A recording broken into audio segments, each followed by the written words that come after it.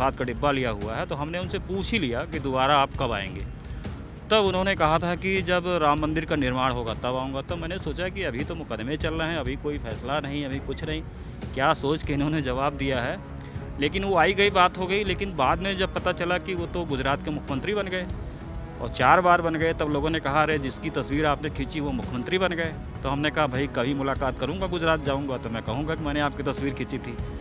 जब वो प्रधानमंत्री बने तब लोगों ने हमसे और कहा करे जिसकी तस्वीर आपने खींची वो प्रधानमंत्री बन गए।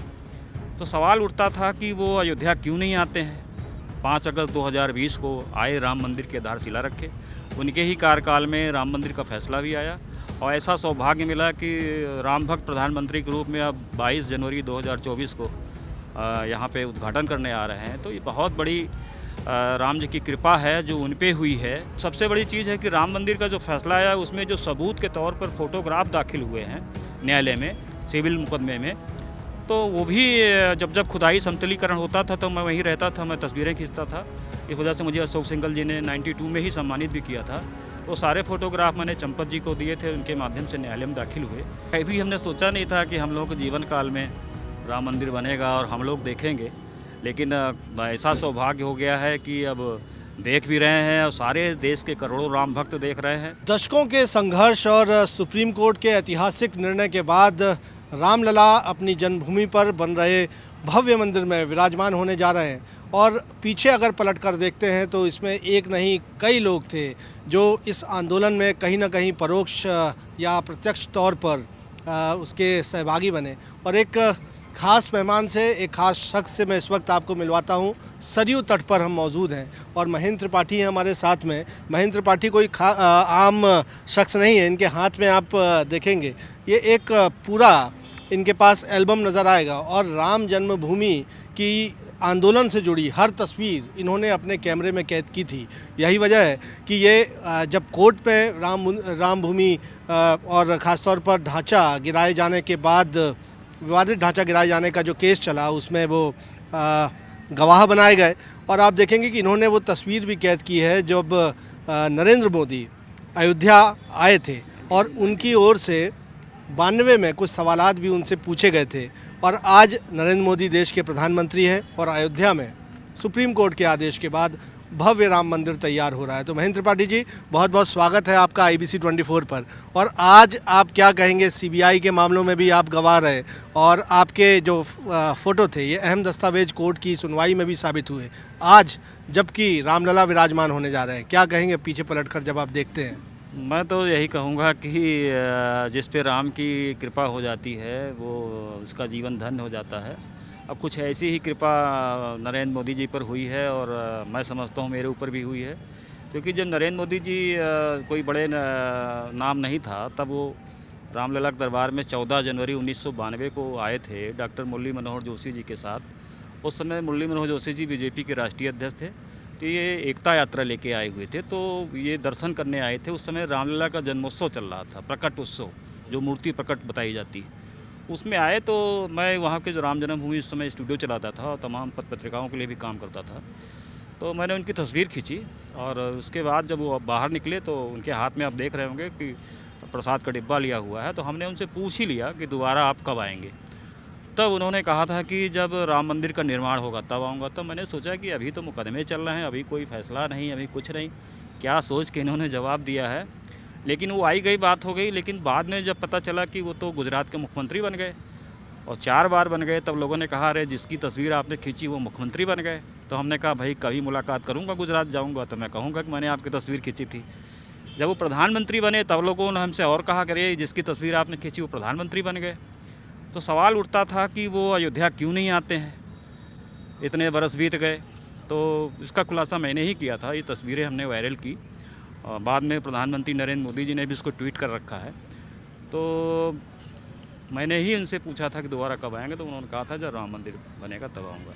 और अब शिलान्यास भी उनके हाथों से हुआ इतने सालों के संघर्ष के बाद, और प्राण प्रतिष्ठा भी उनके हाथों से होने जा रही है। कुछ ऐसा ही भगवान राम की कृपा है, जो संजोग ऐसा आया कि वो 5 अगस्त 2020 को आए, राम मंदिर की आधारशिला रखे, उनके ही कार्यकाल में राम मंदिर का फैसला भी आया और ऐसा सौभाग्य मिला कि राम भक्त प्रधानमंत्री के रूप में अब 22 जनवरी 2024 को यहाँ पे उद्घाटन करने आ रहे हैं। तो ये बहुत बड़ी राम जी की कृपा है जो उन पे हुई है।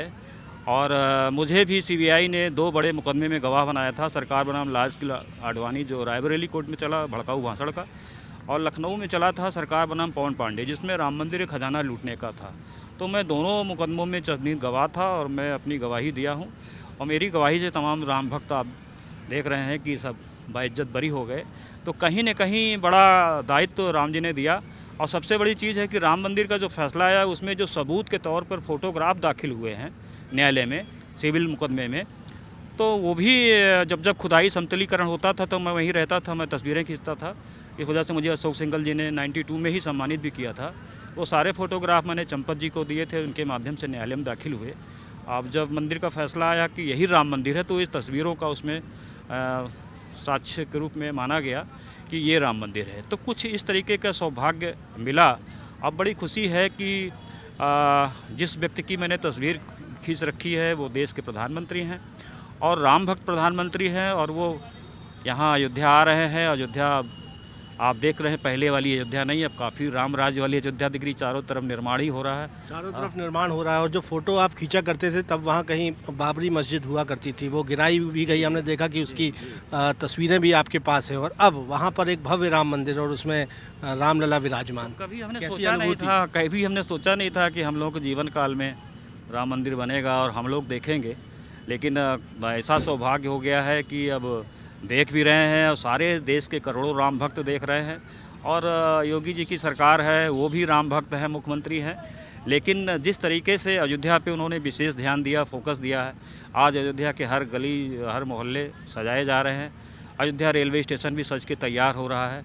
अंतर्राष्ट्रीय हवाई अड्डा, अंतर्राष्ट्रीय बस अड्डा और अंतर्राष्ट्रीय मीडिया सेंटर ये सब यहाँ पे बन चुका है।